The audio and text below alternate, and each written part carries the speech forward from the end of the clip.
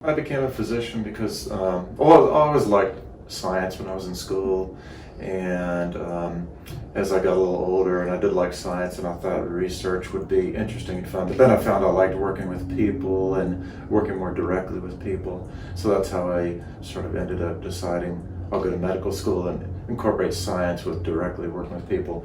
And so I like being a physician because you get to work with people, improve their lives, and hopefully make a positive impact, for these people. So that's what I like the most about it.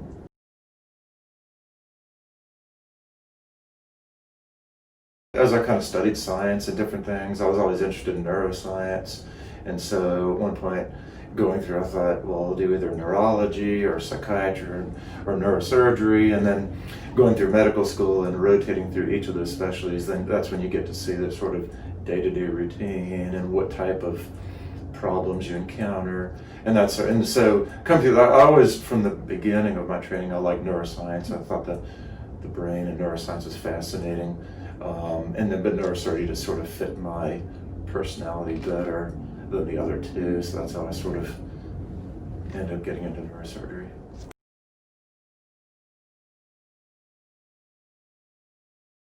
In a broad sense, brain, spine, and peripheral nerve problems. So we treat things like degenerative diseases of the spine, tumors of the spine, mechanical problems of the spine, in terms of the brain tumors, among other structural lesions in the brain. So we will see not only degenerative disease of the spine and brain, but also cancers of the spine and the brain and various things like that. Sometimes hemorrhages. We'll see hemorrhages, and that could be in the spine or the brain, and so those are probably the most common things that we deal with and see. Yeah. In a private practice, the bulk of work is going to be in degenerative spine. That's just where the majority of the work is. But we do a lot of that, and we do see quite a few brain tumors, but we don't really, here we're kind of general neurosurgeon. We don't really subspecialize.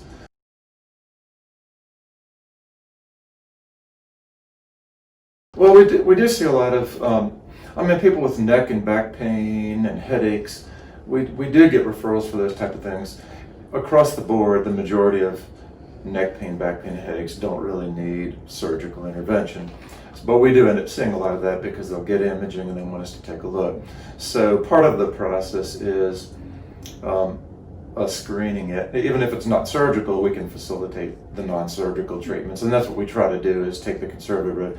People that are having extremity pain, electrical pain, or numbness or tingling, or difficulty walking, severe headaches, confusion, those kind of neurological symptoms would see us. A lot of times they've had imaging already that found a structural lesion.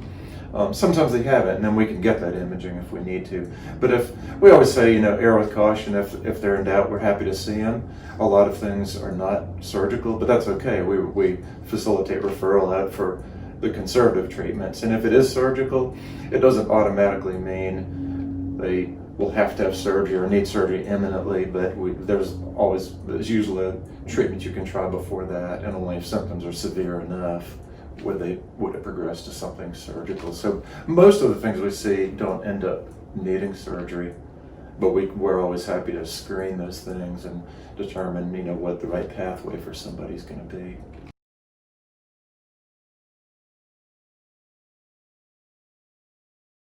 Well, my approach is all really now and has always been that try to always put the patient's best interest at heart. Even though we are a surgical practice and that's our primary focus is surgery treatment, if I think there's always a gray area in medicine where things aren't really urgent surgery and totally not. So there's a gray area of surgery, but I always think conservative treatment first. What can we do? Is there anything that we can do so this patient won't need surgery, even though we do surgery? I'll always encourage people, let's try something without surgery, and if that's possible. So, and I think that's putting the patient's best interest at heart. And so I always do what I would do for myself or my family in doing that. And I think if you follow that approach, it's pretty much in line with that pledge we have for our patients.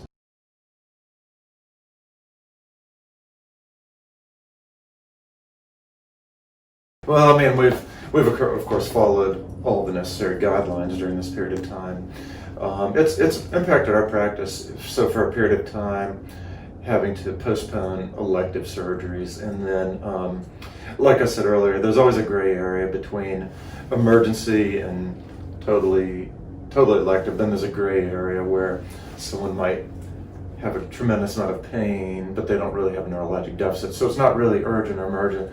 So we were trying to take care of those people and kind of gauge how much discomfort does it warrant doing now. So it was a challenge for us was trying to decide who could wait, who couldn't wait, what were the appropriate ones to wait given the guidelines that we have, and which ones were. So that made it a challenge, but I think luckily we've moved to a point now where we can take care of virtually all the patients now again, and kind of get back to some semblance of normalcy. But we've continued to follow the guidelines, and we continue to do that even now, because we all know that COVID-19 is not over with, and so we have to just be cognizant of what could come in the future with that.